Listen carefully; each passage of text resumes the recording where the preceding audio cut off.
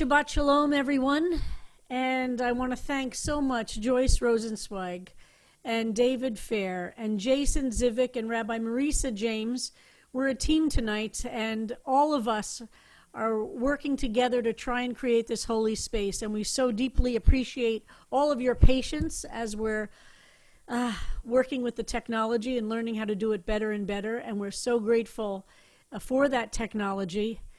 And I want to just give a special shout out to David Fair for singing that beautiful song for Mother's Day. David's mother passed away last year, not far from this season.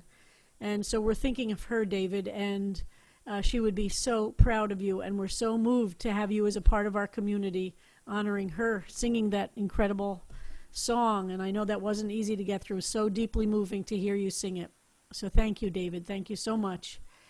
And you saw we tried some new technology this Shabbat and tried to do some posting of lyrics periodically, and we're going to be exploring those things. And so really appreciate everybody just trying to stay with us. I believe in the spirituality of imperfection, and we're far from perfect in both the process and how we're getting this done.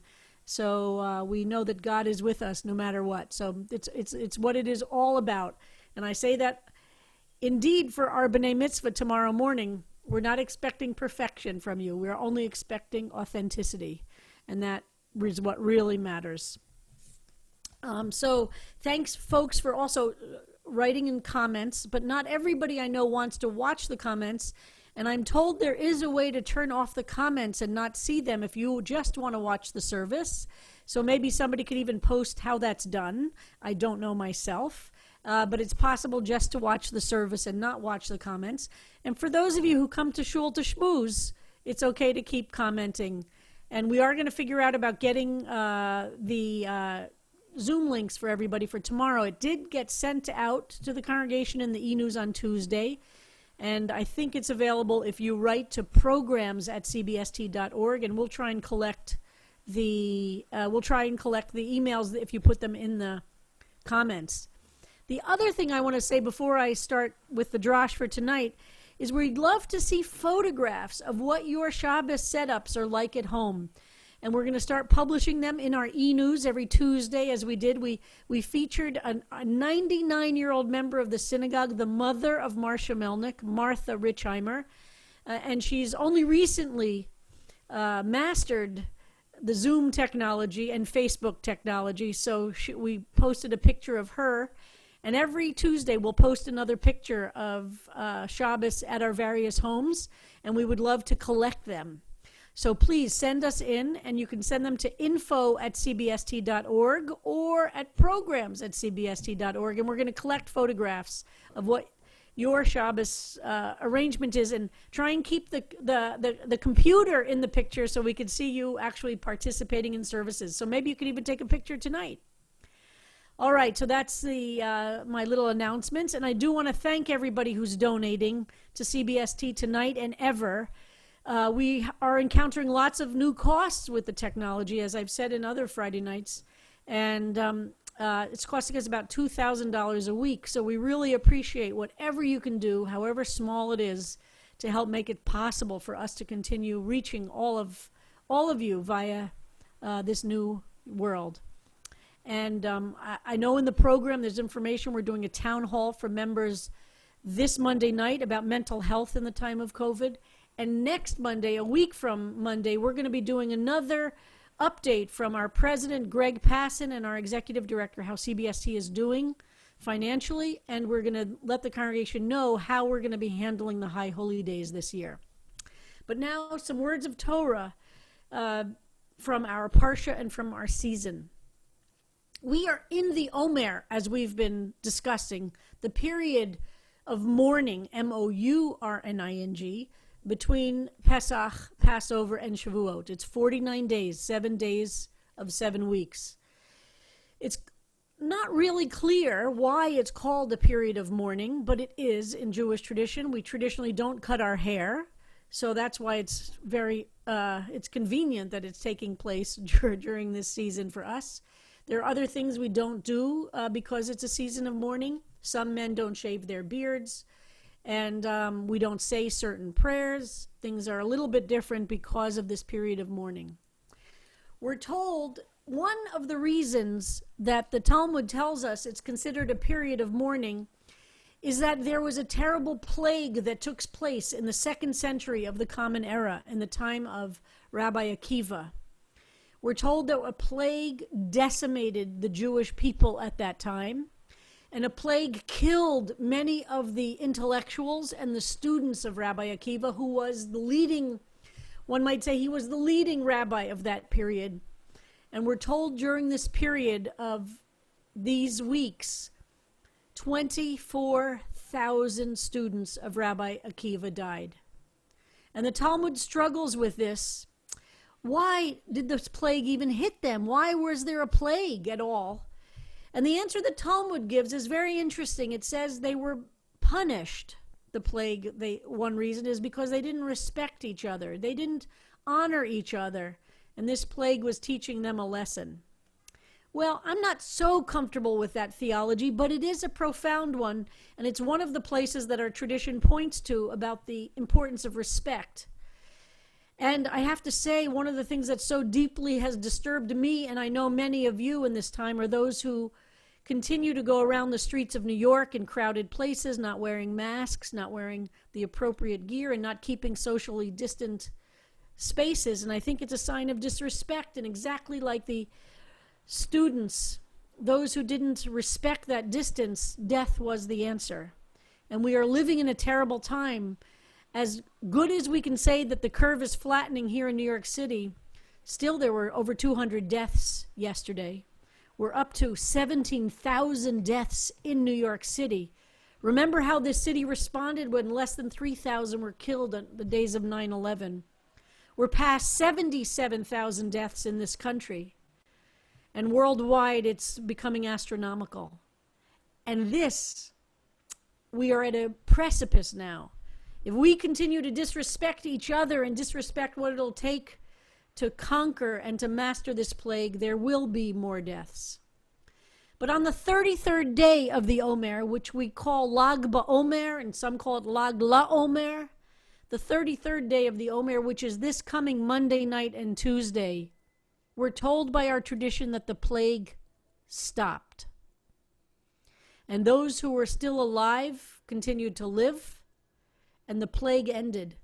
And we're told that's the reason there was a great celebration, is because the plague ended. And honestly, before this year, I've never completely appreciated what it might feel like to be able to announce one day the plague is over. But for sure, I think we could all understand if we could say one day the plague is now completely over, we know that day would be a day of celebration. But in the time of Rabbi Akiva, 24,000 were killed. And those 24,000 we continue to remember when we enact these days of mourning between Passover and Shavuot, the first 33 days. And we're told that of those students of Rabbi Akiva, 24,000 died, and only five survived. But from those 5 who survived, one could argue that our entire intellectual history of the Jewish people comes. And while the vast majority were killed, and we do not know what the final numbers will be from the plague in which we live, but those who lived learned the lessons about respect and also became the great carriers of our tradition and teachers.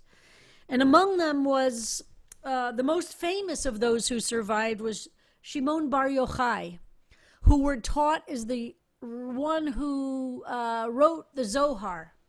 Scholars argue about that, and let me tell you, there's a lot of debate. But in our tradition, in our Agadic tradition, Shimon Bar Yochai is the author of the Zohar, of the mystical texts of our people, which help to explain where evil comes from, how to conquer evil. And the Zohar itself, the word for Zohar means light or lit up or splendor. And we're taught that Shimon Bar Yochai in his life unleashed light into a world that was profoundly bleak and dark. And he survived the plague, and what he did with his life was to create light. Can you imagine the suffering he experienced watching 24,000 of his fellow students die? But in his lifetime, he was dedicated to these works of mysticism, of spreading the light. And by the way, that's one of the reasons we have the tradition of lighting bonfires on Lag BaOmer. To light light, to create lights, to remember Shimon Bar Yochai. And in this week's Parsha, we learn of the commandment to light the menorah, to light the 7-branched menorah in the temple. And we are told to keep those lights lit forever as a ner tamid, a eternal light. The phrase ner tamid, which is the light that is in every sanctuary and in every synagogue setting, reminds us of the menorah, which is also from the word for ner, or light, that was in the temple, in the original temple. And we're told in this week's Parsha that it is our job to keep that light always lit. The ner tamid. And we're told in the Parsha, and I'm going to read it from this week's Parsha, which is PARASHAT EMOR, the final verse of this section about the ner tamid.